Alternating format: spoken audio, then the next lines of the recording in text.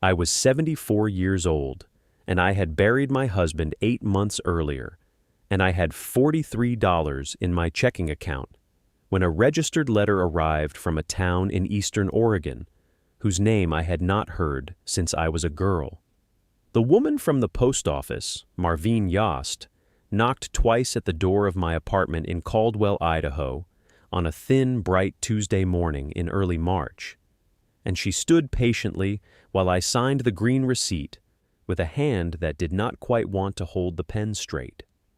The envelope was yellowed at the edges, the kind of cream paper that had spent a long time in a drawer somewhere, and it was addressed to me in a careful slanted script that belonged to a generation that no longer wrote letters. May Augusta Linwood, the May and the Augusta both, with no shortcut. I had not been called May Augusta in my own name since my mother died in 1981. I closed the door behind me and sat down at the kitchen table. My oatmeal had gone cold in the bowl. The envelope sat on the placemat for a long time before I opened it. My name is May Augusta Linwood, Tyndall by my mother. Married Linwood when I was 21, and I am 75 now. And the year that began with that envelope is the year I am going to tell you about. Because if you are anywhere near where I was that morning, with too many empty chairs in your kitchen and the bottom of your savings in clear sight, you should know what came of mine, and what the wind in the high pines above halfway Oregon told me when I went there to find out. Earl Linwood and I were married for 51 years and 3 months. And I want to say that plainly at the start, because so much of what came after only makes sense when you understand the shape that man cut into my life. Earl was a millwright at Boise Cascade, then a foreman at a small cabinet shop in Nampa. Then for the last 18 years, before he retired, he ran the wood shop at the agricultural high school in Caldwell, where I taught home economics on the same hallway. He had a deep, slow voice and a careful way of holding any tool, even a fork at the supper table, as if it were a thing that had to be returned to where it lived after it had done its work. He brought home small wooden boxes he made from offcuts at the school, dovetailed at the corners. The lids sanded so smooth they felt warm under the hand. He was not a clever man, and he never tried to be one. He was a steady man, and steadiness is the thing I came to understand, after he was gone, was the rarest gift any human being can give another. Earl was diagnosed with non-small cell lung cancer in March of the year before he died, and we spent the next 13 months learning the geography of a disease together. We learned the names of the chemotherapy drugs and the order in which they were given. We learned the names of the nurses on the 3rd floor at St. Alphonsus, and which of them had soft hands, and which were brisk, and which one, a woman named Yolanda, whose grandmother had come from Veracruz, would sit with Earl when his sodium dropped and sing him 3 verses of a Spanish lullaby in a voice so quiet I could only hear it if the air conditioning unit cycled off. We learned the precise geometry of the parking deck and where the ticket machine ran out of receipts at 5 in the afternoon.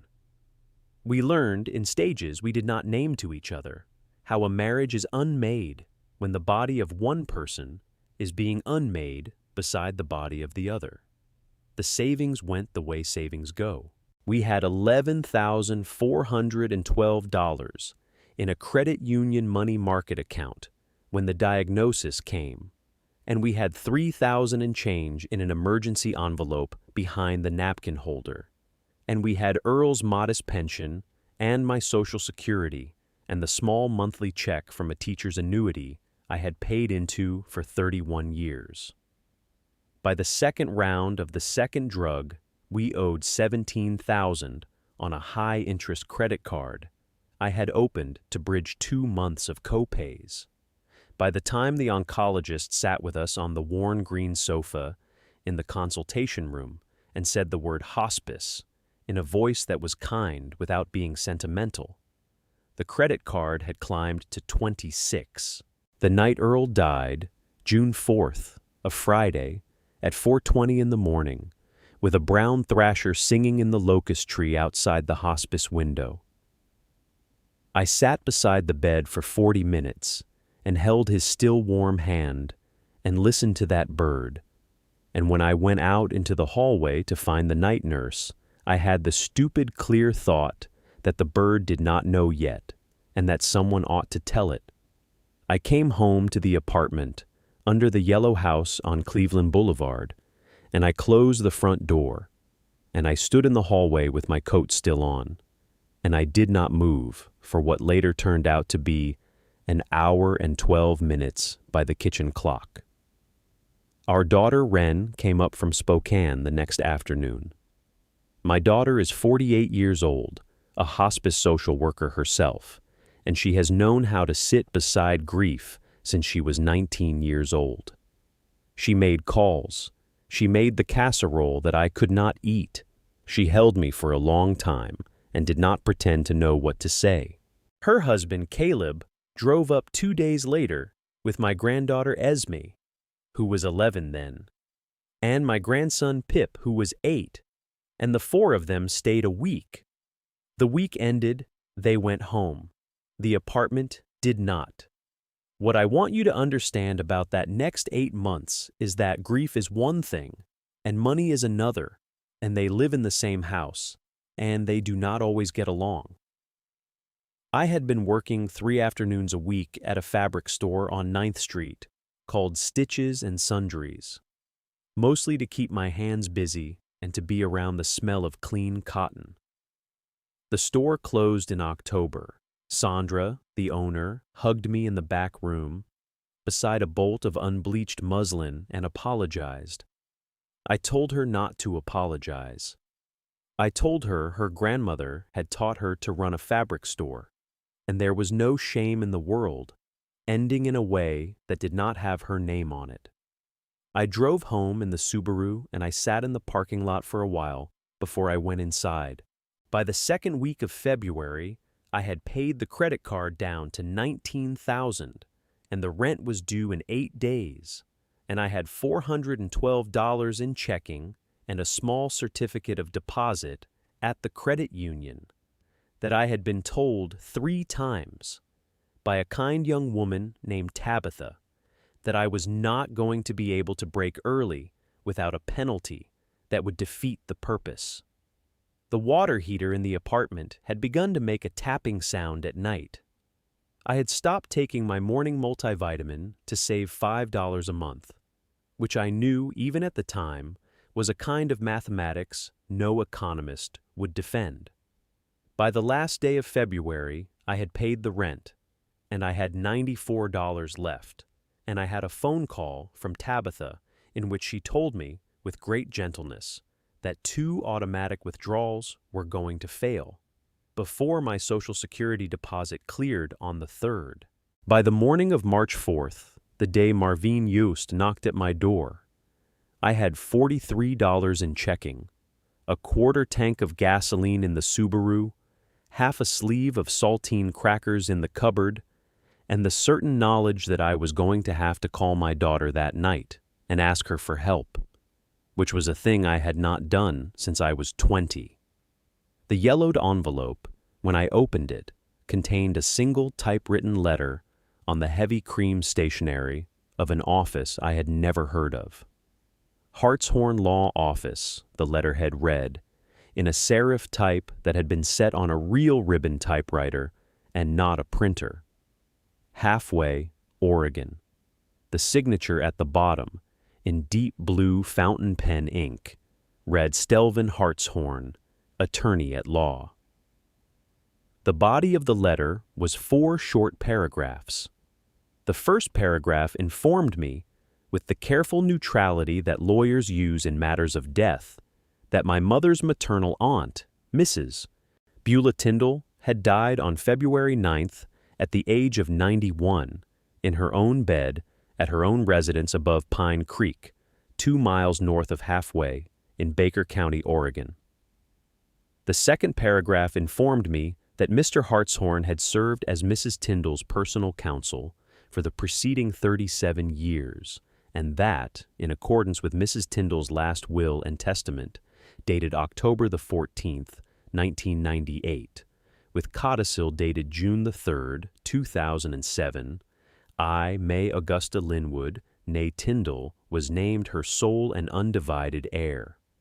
The third paragraph specified that the estate consisted of the residence, outbuildings, and 160 acres of patented homestead land, together with such personal property as remained on the premises at the date of decease, in the condition existing at said date. The fourth paragraph asked me to call the office at my earliest convenience. I had met Aunt Beulah 3 times in my life. Once when I was 4 years old, and we drove out to Oregon for what my mother called the family reunion that turned out to be only 6 people. Once when I was 9, and she came to my mother's funeral. And once when I was 23, and Earl and I stopped at her place on our way home from a trip to Hell's Canyon, and she gave us a jar of rhubarb jam and a paper bag of yellow plums. I had a single black and white photograph of her in the album at the back of my closet, taken at the funeral in 1964. She was a thin, sharp-eyed woman in a simple black dress with a small white collar and a rope of gray hair pulled back so severely it looked painful. She had a face that did not smile easily. I had sent her one Christmas card a year, every year, since the year Earl and I were married, and she had sent me one back every year, written in the same careful slanted script as the envelope on the kitchen table, until last December, when no card had come, and I had assumed she had finally died, and I had not known where to write to ask. I read the letter twice. Then I read it 3 more times. Then I stood up and walked to the window and looked at the locust tree in the parking lot, which had, by the date on the calendar, 3 weeks left before it would put out leaves. Then I walked back to the table and picked up the phone and called my daughter.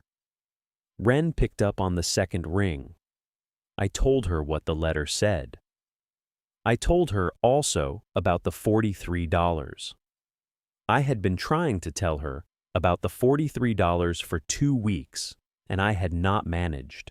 The phone was quiet on the other end for what was, in real time, perhaps 4 seconds, and what felt like all the silence I had ever heard.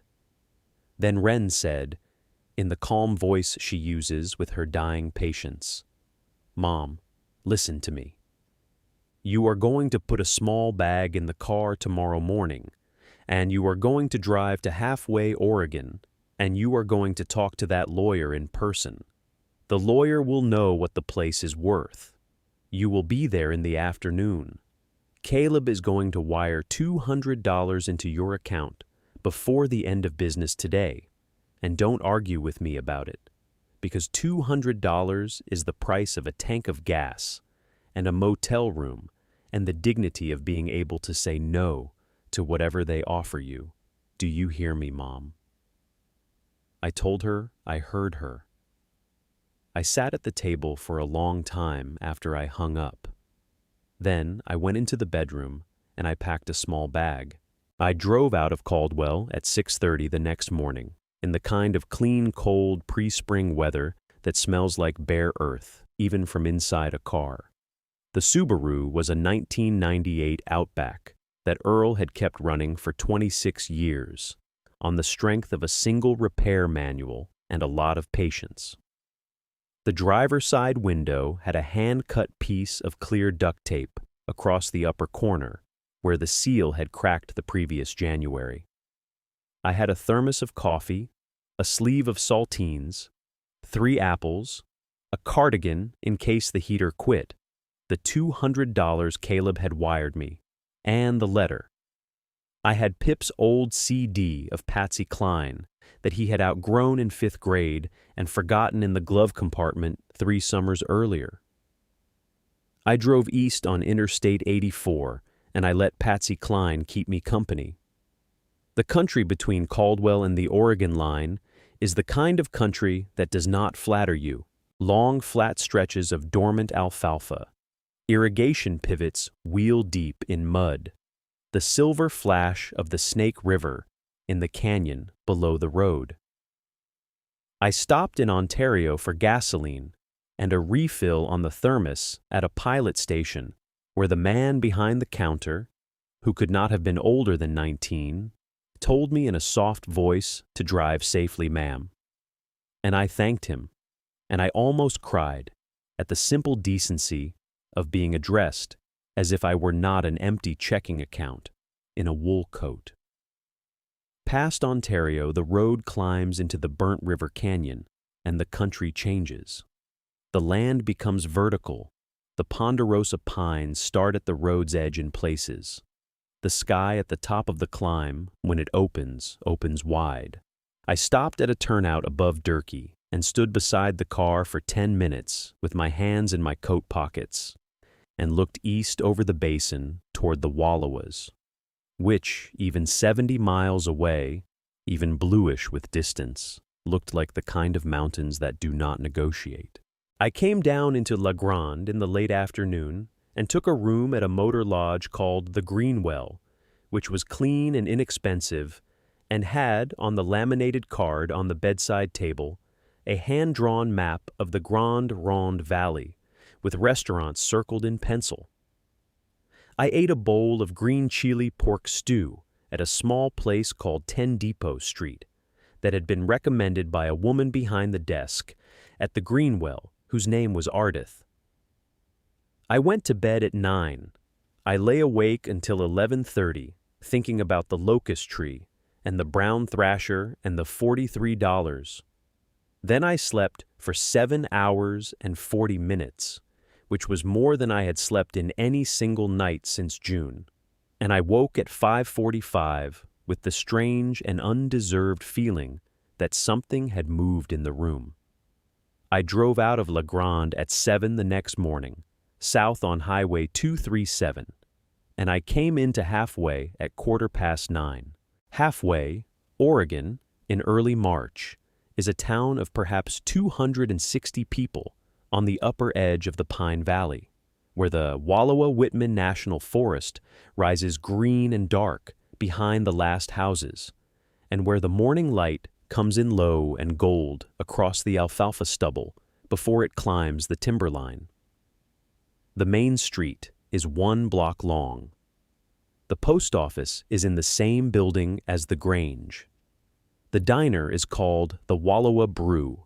There is a single hardware store with a hand-painted sign and a Schwann's truck that comes through on Wednesdays, and a short white-frame Methodist church with a wooden steeple.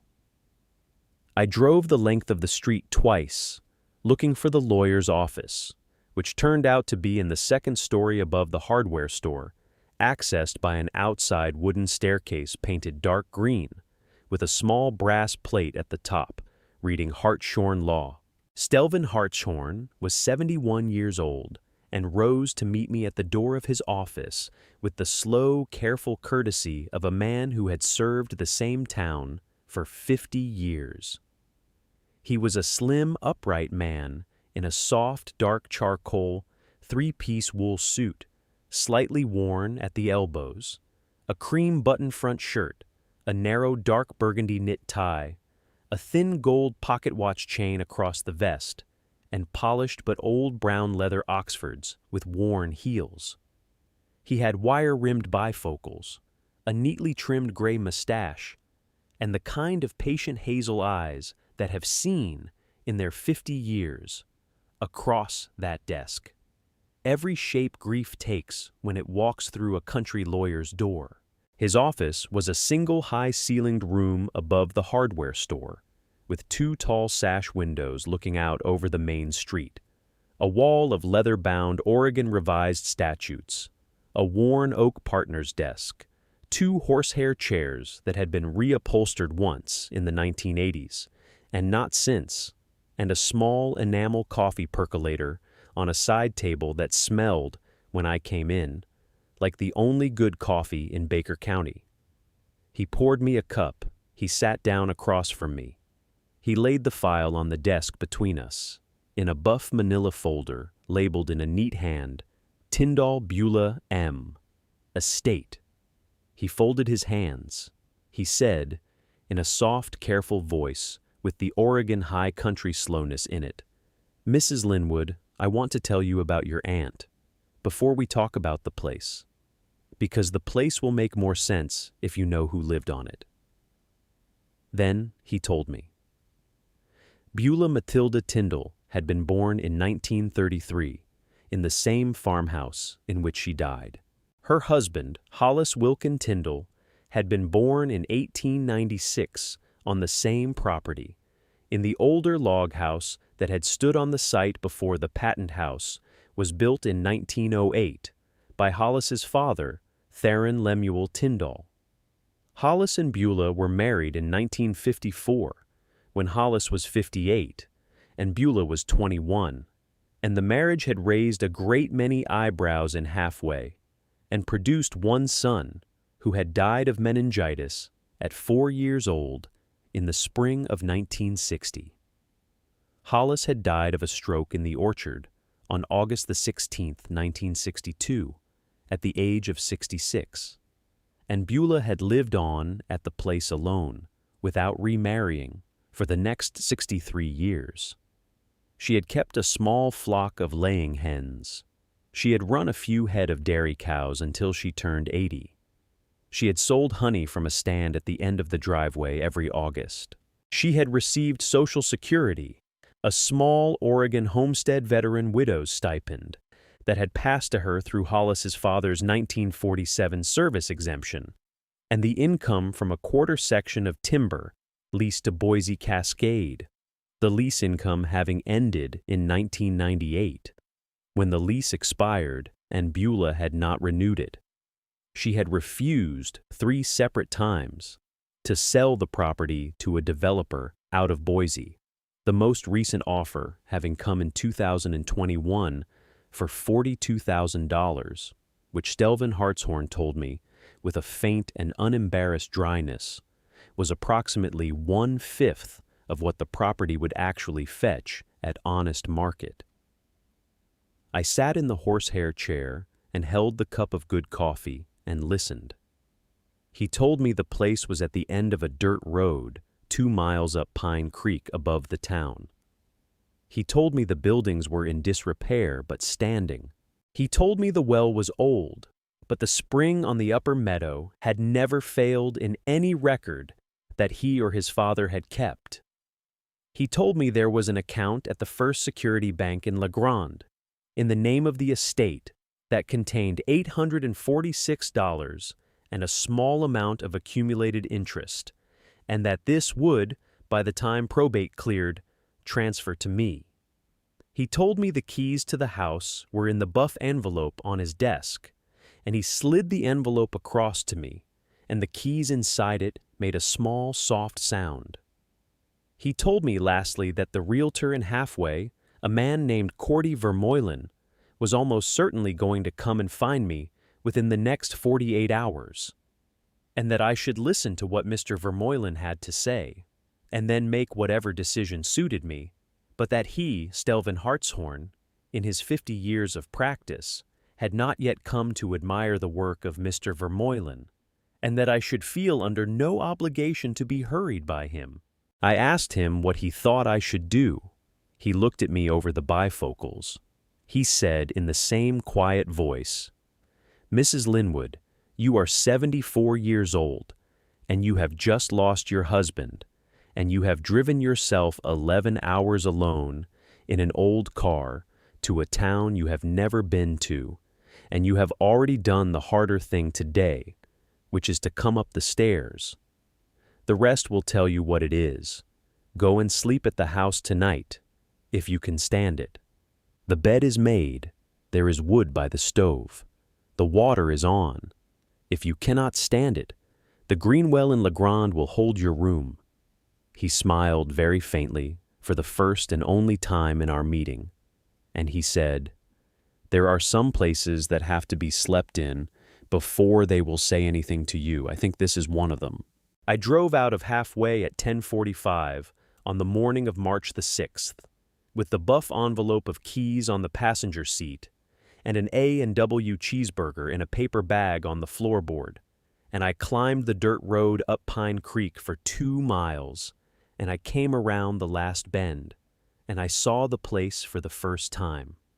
It sat on a sloping clearing under the high pines, the white paint farmhouse gone soft and silver gray from 100 winters, the cedar shake roof bearded with moss along the ridge, the stone chimney tilted at the cap, the porch sagging in one place where the second step had warped, the henhouse leaning, the orchard a row of dark gnarled walnut trees, and one stand of leaning Italian prune plums, the high pines of the Wallowa Whitman dark and tall behind it all. There was a single black mailbox at the road. There was no other neighbor visible in either direction. The wind was moving high in the pines, the way it does in those mountains, and the sound of it was not the sound of a city wind in city trees, but a slower, deeper sound, like water moving over stones a long way off. I sat in the Subaru for 9 minutes, with the engine off, before I opened the door.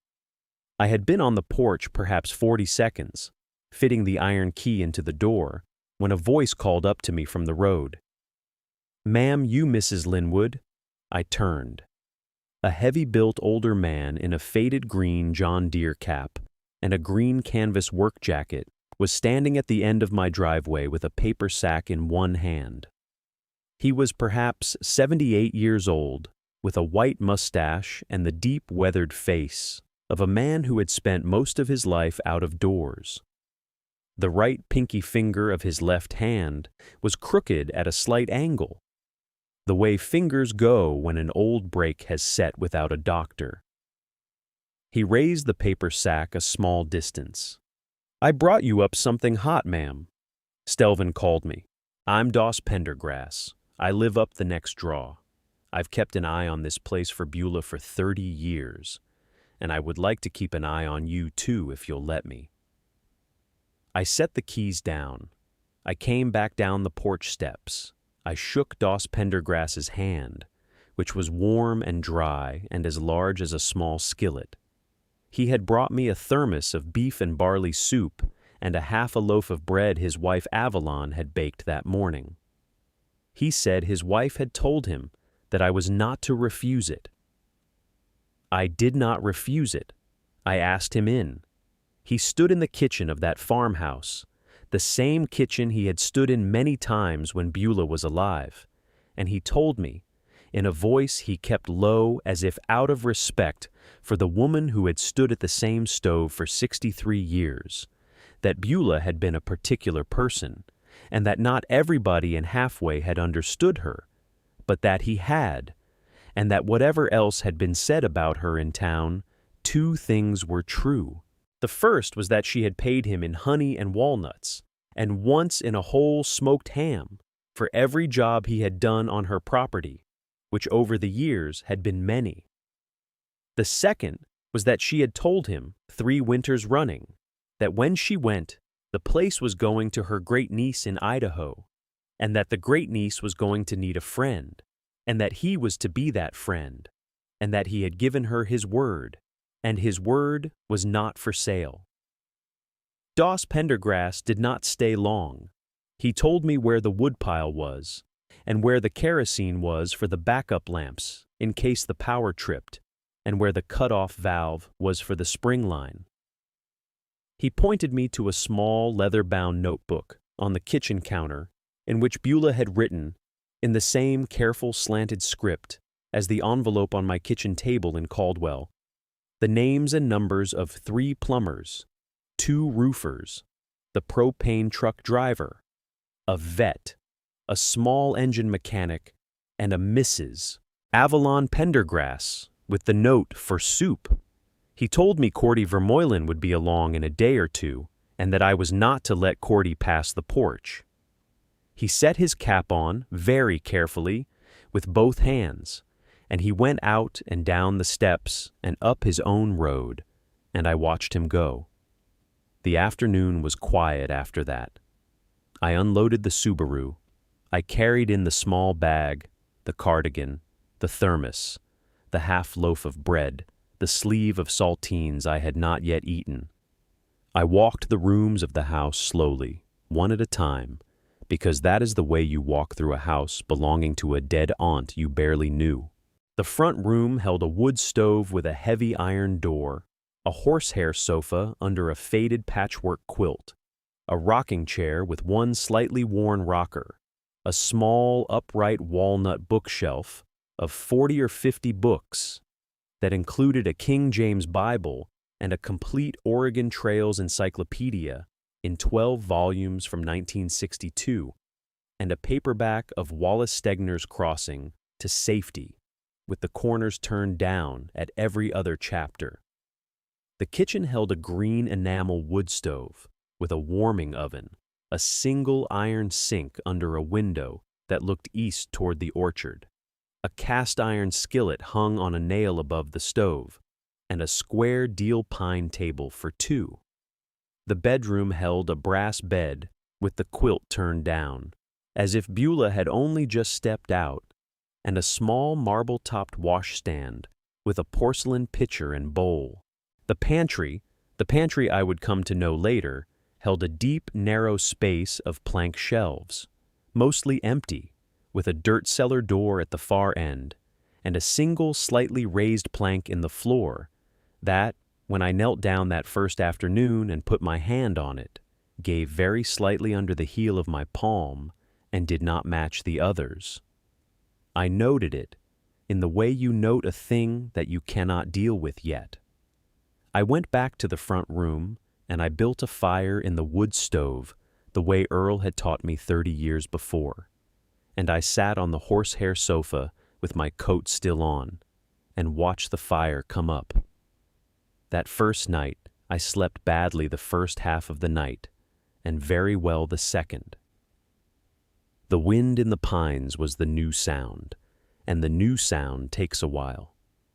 The wood stove ticked as it cooled. A pair of barred owls in the upper draw answered each other for 40 minutes around 3 in the morning, and when I finally fell asleep again, after the owls had gone quiet, I dreamed of Earl, very briefly, in his shop at the high school, planning a board. He looked up. He saw me. He nodded, the way he had always nodded when I came into his shop with 2 coffees, and he went back to the board. I woke at 6:30 to a thin gray light, and a cold house, and the certain knowledge that I was going to stay at least the week. Cordy Vermeulen came up the road at 10:43 on the morning of March the 8th, in a polished black SUV, in a polished navy blue blazer with brass buttons, in a crisp white button front shirt, in well-pressed gray trousers, in polished black leather loafers that were the only polished boots that had set foot on the property in, by my reckoning, 63 years. He had a black leather portfolio under his arm and the practiced smile of a salesman. He came up the steps without being invited. He stood on my porch and held out his hand. Mrs. Linwood, Cordy Vermeulen, Vermeulen Realty, Pine Valley. I am very sorry for your loss. I represented an interested buyer for this property in 2021 and again last year, and I've had 3 calls about it already this week. I'd like to talk numbers with you, if I may. I did not let him pass the porch. I told him I had not finished walking the property, and that I had not finished reading the will, and that I had not, in fact, finished my coffee. He smiled. He said he understood. He named, without my asking, a number, $47,500, cash, close in 2 weeks, no inspections required, as is, where is. He said it with the small practiced smile that men of his type use when they have already decided, in their own minds, that what they are doing is helping a confused old woman do a complicated thing she does not understand.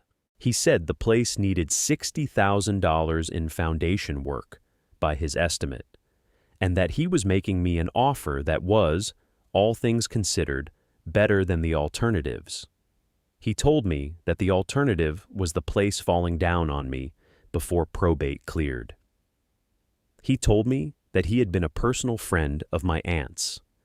I had been on the porch the entire time. I had not asked him in. I let him finish. Then I said, in the small, calm voice I used when a parent at parent-teacher night had just told me that their son did not need to learn to sew a button, "Mr. Vermeulen, I appreciate you driving up. I am not going to make any decisions this week. I will be in touch through Mr. Hartshorn if I have anything to say. I bid you a good morning." He stood on the porch for perhaps 4 seconds longer than was comfortable, his smile not quite knowing what to do with itself. Then he came back down the steps. He left a card. The SUV reversed out of my driveway at a speed slightly faster than was kind to the gravel. Doss Pendergrass came up that afternoon with 2 cuts of seasoned cedar for the wood stove, a 5-gallon can of kerosene, and a hand-drawn map on the back of a feed store receipt of the property's boundary lines. He laid the map on the kitchen table. He said, low and careful, "Cordy, come up." I told him he had. He said one word. He said, "Don't." Then he said, in a slightly different voice, "Mrs. Linwood, do you mind a question? Have you been in the pantry yet?" I said I had been in. He said, "There's a board there, in the floor, on the south wall, that don't sit like the others." Beulah, in the last winter, was sitting in this kitchen with my Avalon, and she said something to Avalon I did not hear all of, but I heard the word pantry in it. I do not know what Beulah meant. I am only telling you. I sat with him at the kitchen table for a long time after that. We drank coffee out of 2 of Beulah's mismatched mugs, and we did not say much. Then Doss put his cap on, very carefully, and he went home. I did not go into the pantry that afternoon. I went the next morning, after the sun came up over the orchard, and the kitchen was warm, and I knelt down in the pantry on the cold plank floor and put my hand on the slightly raised board, and it gave again under the heel of my palm. I ran my fingers along the edge. The board was fitted, but not nailed. I lifted it up. Underneath it, set into a recess between the joists, was a steel toolbox of the sort that mechanics had used in the 1940s, painted a deep green that had gone almost black, with a leather strap handle on top and 2 heavy iron clasps at the front. The toolbox came up out of the floor easier than I expected. It weighed perhaps 15 pounds. I carried it to the kitchen table and set it down. I sat in the chair across from it and looked at it for a long time before I unclasped the latches. Inside the toolbox were 3 things. The first was a leather-bound notebook, roughly 5 inches by 7, the leather darkened with age and oil at the spine, tied shut with a length of brown shoestring.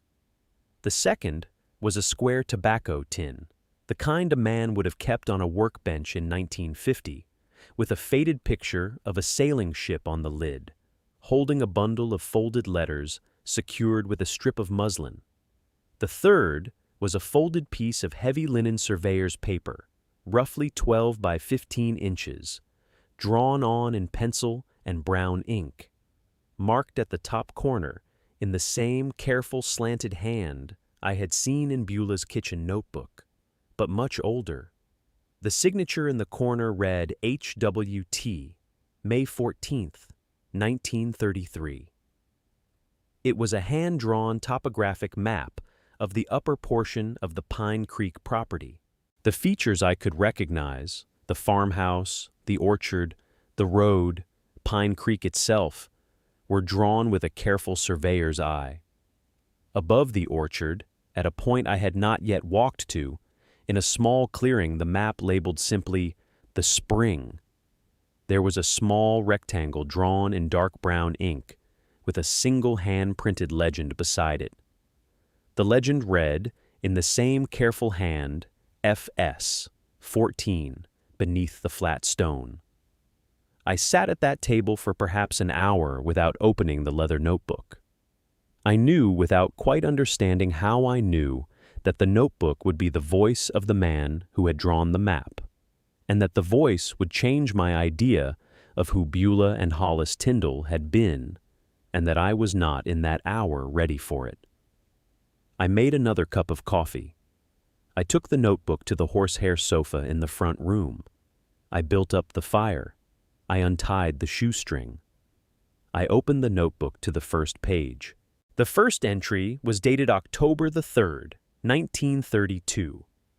The hand, in iron gall ink that had faded to a soft sepia, was the same hand that had drawn the map. The voice, even on the first page, was the voice of an educated man who had not had the chance to be one. Hollis Wilkin Tyndall, born 1896, son of Theron Lemuel Tyndall, who was born in 1858 in Lewis County, Missouri, and who came west in 1882 with a wagon, 2 oxen, a pregnant wife who would die in Wyoming, and a Bible. Theron Tyndall had homesteaded a quarter section on the Upper Pine Creek in 1883, had taken his patent in 1888, had built the log cabin first and the patent house in 1908, had run a few head of cattle and a small orchard, and had, in the spring of 1899, walked 4 miles east into the headwaters of Eagle Creek with a battered tin pan and a willow withe, and had, over a 6-week period, panned out enough placer gold from a small unnamed tributary to fill, by Hollis's record, in the first entry, 3-quart mason jars. What my husband's family never told me until that afternoon at the horsehair sofa was that the Tyndalls of Pine Creek had been, for a brief and quiet stretch of years between 1899 and 1908, a family in possession of a small placer claim on a tributary of Eagle Creek that Theron Tyndall never registered. He had panned it himself. He had told no one but his son. He had taken, by Hollis's accounting, 14 jars worth of dust and small nuggets out of that draw between 1899 and the first frost of 1906. And he had stopped not because the gold had given out, but because, as Hollis wrote in a passage I read 3 times, "My father said a man who takes more than his fair share from a creek is a man the creek will eventually take from in return," and he laid down the pan.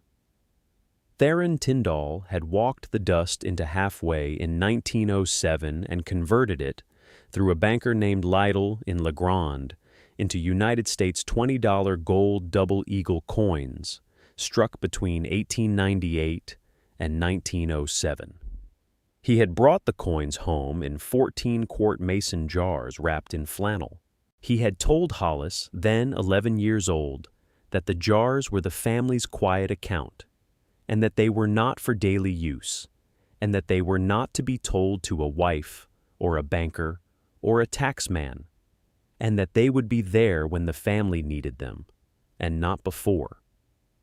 The second to last entry in the notebook was dated April the 4th, 1933, and it was the longest entry, and it described, in Hollis's careful hand, the day 6 days previous on which Hollis had heard at the diner in Halfway that President Roosevelt had signed an executive order requiring all citizens of the United States to deliver their gold coin and gold bullion to the Federal Reserve in exchange for paper currency at the price of $20.67 per troy ounce.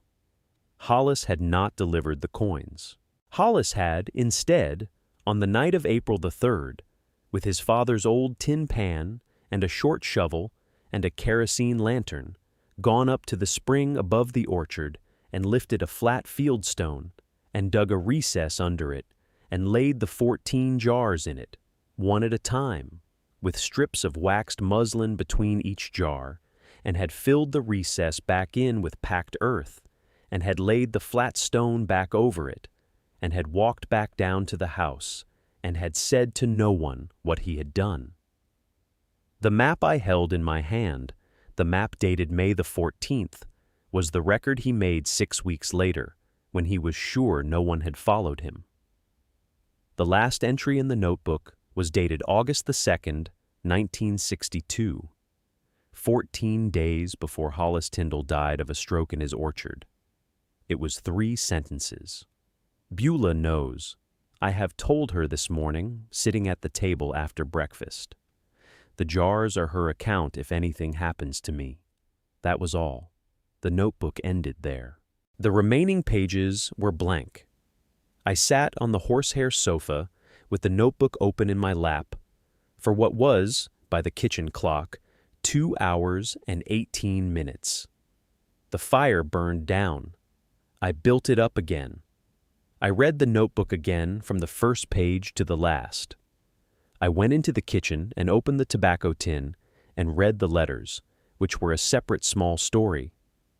Letters from Hollis to Beulah during the 4 months of 1953, when she had gone home to her mother in Lewis County to nurse a sister through pneumonia.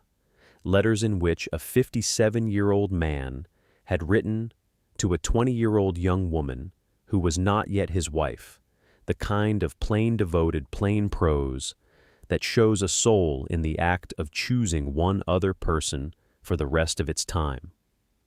I would read the letters through 3 times in the days that followed. They are not part of what the audience needs to know. They are part of what I, alone, in that kitchen that week, came to know about the woman who had named me her sole heir. If you have stayed with me this long, and I will guess that you have, because the people who stay are the people who came in carrying their own version of the kitchen and the cold checking account, I will only ask, before I tell you what was in the jars, and what came after, that if this story is meaning something to you, you take a moment to subscribe to the channel and to leave a small word in the comments about the person in your life who left you what looked like nothing. Because what I am about to tell you is that what looks like nothing is, almost always, exactly the thing. I walked out to the spring on the morning of March the 10th, with the map folded into the breast pocket of my cardigan and a coffee in a tin mug in my hand. In the slow, careful way an old woman walks up a soft hill she has not walked before. The path, I found, was barely a path. It followed the orchard up along a low fence line of wild rose and elderberry, then bent through a stand of leaning ponderosa, then opened into a small high meadow with the spring at its head. The spring was the kind of spring you do not know is a spring until you are standing on it.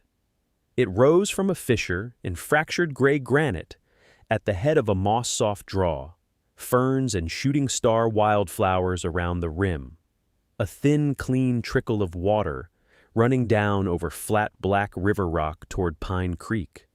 I stood on the soft ground for a long time. The wind moved high in the ponderosa pines. The sound of the wind was the sound I had heard the first afternoon and not understood, the slow, deep sound, like water moving over stones a long way off.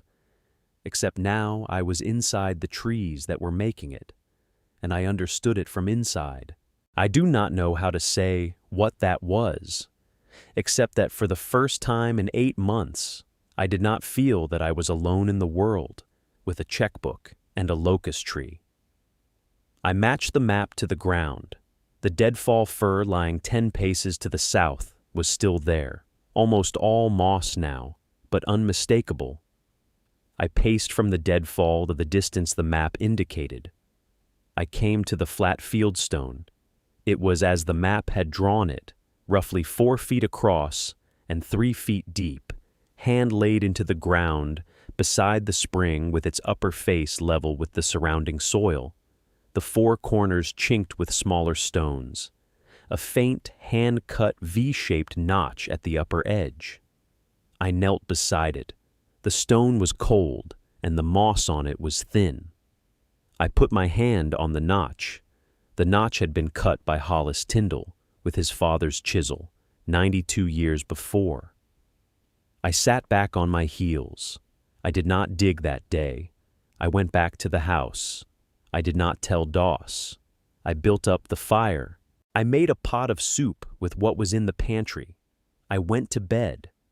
I did not sleep until 2 in the morning, and when I did, I dreamed not of Earl, but of Hollis, whom I had never met, walking up a path with a lantern in his hand on a night in 1933, and the lantern light moved up the orchard and into the trees and was gone. I borrowed a short shovel and a stiff tined garden fork from Doss Pendergrass on the morning of March the 11th, and told him only that I was going to clean out a small drainage above the orchard. I do not think I deceived him. I think he knew, with the part of him that had been Beulah's neighbor for 30 years, that what I was about to do was none of his business yet. He gave me the tools. He gave me a tin canteen of water. He gave me his good sharp knife in a leather sheath. He said only, "Mrs. Linwood, you take your time up there." Steep ground. I took my time. I dug for 3 days.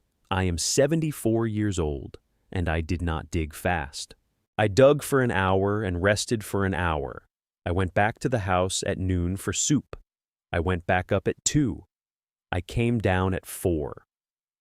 The first afternoon, I cleared the soil and moss from around the flat stone and exposed its edges. The second morning, with a lever made of a short cedar branch and a small flat stone for a fulcrum, in the way Earl had taught me how to lift a transmission housing in the driveway in 1986, I tilted the flat stone up onto its edge and slid a piece of cedar plank under it to hold it. Beneath it, exactly as Hollis Tyndall's notebook had described, was a recess perhaps 20 inches deep and 14 inches square, packed in clean, dry mountain soil, the soil very fine, with no roots in it because it had been screened in 1933 by a man who had cared. The first jar came up just before 3 o'clock on the second afternoon. It came up wrapped in waxed muslin gone soft as old cloth, and the muslin came away in my hand, and the jar was a clear quart mason jar with the original glass lid still wired down with a strip of brass. And the inside of the jar held coins, stacked very carefully on edge in 3 rows, each coin separated from the next by a small square of folded paper. The paper, when I pulled one out and held it in the light, turned out to be torn pages from a Sears Roebuck catalog from 1932. The coins were U.S. $20 gold double eagles, struck between 1898 and 1907, with the Standing Liberty walking forward on one face and the eagle on the reverse. Each coin weighed in my hand in a way that was not the weight of any coin I had ever held. The first jar held 34 coins. The second jar, which I lifted up the next morning, held 34. The third, 34. The fourth, 34. I do not know how to convey the practical mathematics of that morning. I will only say that I sat on the soft ground beside the open recess at 9:30 on the morning of March the 13th, with 3 jars in the grass beside me and 11 still buried, and I cried for the first time since June 4th at 4:20 in the morning, and the wind moved in the high pines, and the spring continued to do what it had done for as long as Hollis's father had walked up to it, and longer. The 14 jars came up over the course of that day and the next morning. The total count, when I had laid them all on the kitchen table back at the farmhouse with the curtains drawn and the door locked and Doss Pendergrass's good kitchen blanket spread out under them, was 476 US $20 gold double eagles, all pre-1933, in conditions ranging from very fine to about uncirculated, and at the bottom of the 14th jar, a jar that had clinked differently than the others when I lifted it, a small folded tobacco-colored envelope sealed with red wax. The envelope, when I opened it that night by the wood stove, contained a single typewritten document dated February the 7th, 1937, on the letterhead of one James Pruitt Bonham, attorney at law, LeGrand, Oregon. It was a quitclaim deed. Theron Lemuel Tyndall and his wife, Edna Wilkin Tyndall, of Pine Creek, Baker County, Oregon, conveyed to their son, Hollis Wilkin Tyndall, his heirs and assigns, in consideration of $1 and natural love and affection, 320 acres of timber-covered hill ground adjoining the Patton homestead on the north and east, the boundary described by metes and bounds, with reference to a series of survey monuments in the Wallowa-Whitman foothills. The deed had been signed, witnessed, and notarized. It had never been recorded with the Baker County Recorder of Deeds. The reason it had never been recorded was, in 1937, a different reason than later. Theron had not wanted the assessor to know about the timber, because Theron had not wanted the property tax. Hollis had inherited the deed when his father died in 1941, and had not recorded it, for a reason I did not understand until I read the rest of the notebook, which was that Hollis Tyndall was a careful man who did not want the record to point to anything that pointed to the spring. The deed had gone into the 14th jar with the gold, and there it had stayed for 88 years.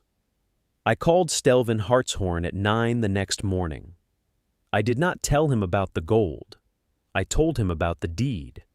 I asked him whether a quitclaim deed dated 1937, signed and witnessed and notarized, but never recorded, could still be brought to record in 2026. He was quiet for a long moment. He said it could. He said the chain of title, given that Hollis had been Theron and Edna's only surviving child, that Beulah had been Hollis's sole heir, and that I was now Beulah's sole heir, could be reconstructed and brought before a Baker County judge in chambers. He said the 320 acres in question, if they were where I thought they were on the boundary of the National Forest and were almost certainly old-growth timber that had not been cruised in 70 years.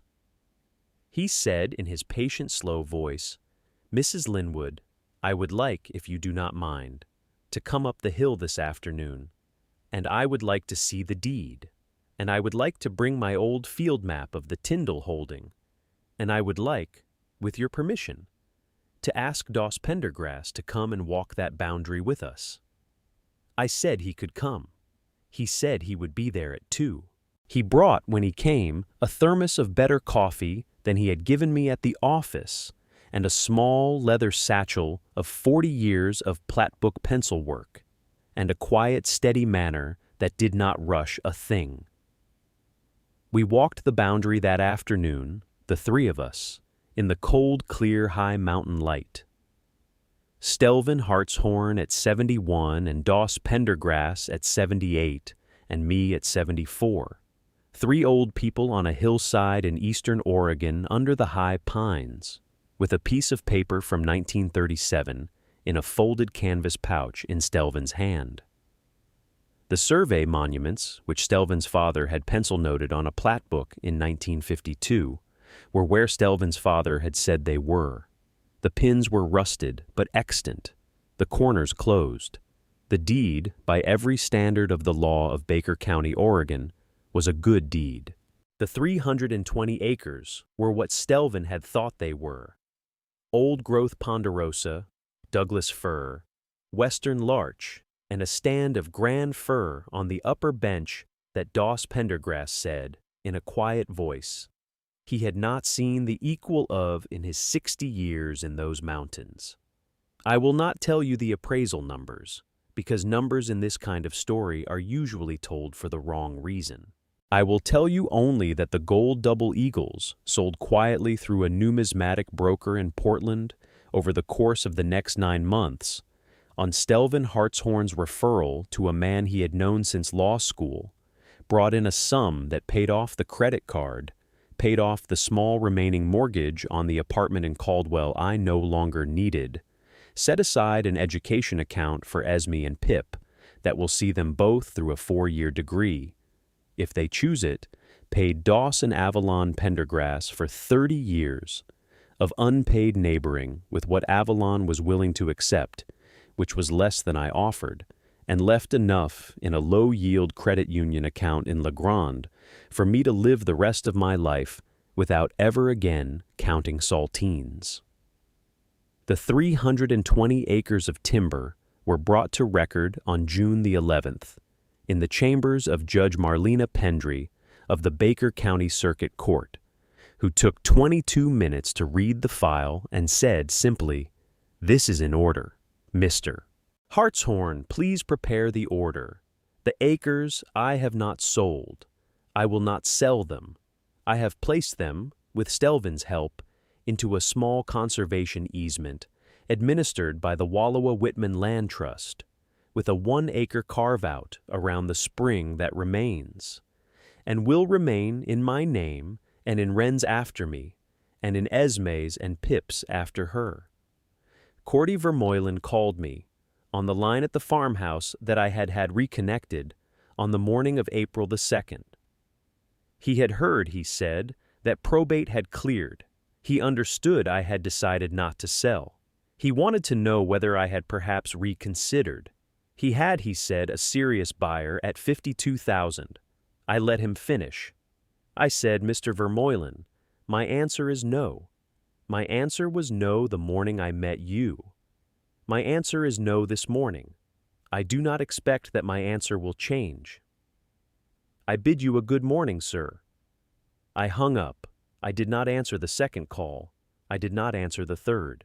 What I want to say to you in the part of this story that I have left is that grief and money are still in the same house, but the house is now a different house, and the wind in the pines is the wind I now wake up to most mornings, because the apartment under the yellow house in Caldwell is gone, and Stelvin Hartshorn drew up the papers for me to take title to the patent house in my own name in early May, and Doss Pendergrass and his son Renby drove up from halfway on the second weekend in May with a flatbed and a 6-pack of cold ginger ale, and the 3 of us tore out the rotten boards on the porch and put down new cedar planks.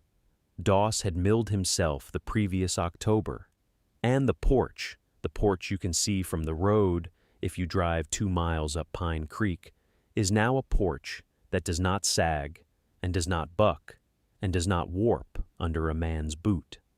The chimney has been reflashed. The cedar shake roof has been patched. The hen house has been straightened. The old walnut trees, Doss told me, are not done yet, and we will see if they fruit this year. Wren and Caleb and Esme and Pip drove down from Spokane on the last weekend of May, and the 4 of them stayed 9 days, and Esme, who is 12 now, and has the patient, careful hands her grandfather had, helped me lift the second-story window sashes Doss had stripped of their old paint, and Pip, who is 9 and does not yet know what his hands will be, sat on the porch with a stick and a piece of soft cedar, and made shavings, and was quiet. Wren walked the upper boundary with me one morning, and stood at the spring for a long time without saying anything. We came back down together. She put her hand on my shoulder at the orchard fence, and she said, "Mom." That was all. I knew what it meant. I keep an herb garden now in the small clearing behind the kitchen. I keep 2 hives of honeybees on the rise above the orchard, in the place where Beulah had kept hers, in equipment that Doss Pendergrass and Renby helped me repaint and reset over a long Saturday in June. I sell the honey in late August and early September from a small whitewashed plywood stand at the foot of the driveway, with a wooden box and a hand-painted sign, the way Beulah had done it for 63 years. The honey sells out in 3 weeks. The price I have set at what the honey actually costs to put up. I am not, after all this, in the business of taking more than my fair share from the creek. The 14 mason jars sit empty now on the top shelf of the pantry, in a row, with the old wired lids beside them in a small basket, because Stelvin Hartshorn told me once, very quietly, that he thought the jars themselves should not be sold. I think he was right. Doss Pendergrass comes by every Tuesday afternoon for coffee, and on Sundays for soup with Avalon, and the kitchen of that farmhouse, on a Sunday, holds 4 old people now, and the 4 of us, in the pause between the soup and the bread, often do not say anything for a stretch of minutes, because some things are spoken better in the silence of a kitchen that has held 4 generations of the same hand-cut V-shaped notch in a fieldstone above the spring. I drove back to Caldwell once, in early June, to close out the apartment. Marvine Yost came by the post office that afternoon, and we had a coffee at the diner across the street, and I told her, very briefly, what had happened. And she shook her head, and she said only, "Mrs. Linwood, you take care of yourself up there, ma'am." I said I would. I drove back up to halfway that evening through the Burnt River Canyon, with the windows down, and Patsy Cline on the CD player and the last of the spring light on the high pines. If you are anywhere near where I was on the morning of March the 4th, with too many empty chairs in your kitchen and the bottom of your savings in clear sight, I will say only this. The yellow envelope, when it comes, and it does not always come in the form of an envelope, will look, on first reading, like nothing. The place, when you arrive, will look, on first sight, like a falling-down farmhouse on a hill nobody has been kind to in 20 years. The realtor on your porch, in his polished boots, will tell you, in a kind voice, what the place is worth. He will be wrong. The voice you should listen to is the voice of the wind moving high in the pines, and the voice of the neighbor at the end of your driveway with a thermos of soup, and the voice of the careful slanted hand in the leather notebook in the bottom of a steel toolbox under a loose plank in your pantry. The flat stone above the spring will be where Hollis Tyndall left it. The notch will be where he cut it. The thing you came for is what is under it, and what is under it, almost always, is exactly the thing. I drive up the road to my own porch every evening. The lock turns smooth. The hinges turn smooth. The fire takes on the first match. The wind moves high in the pines, and the door opens.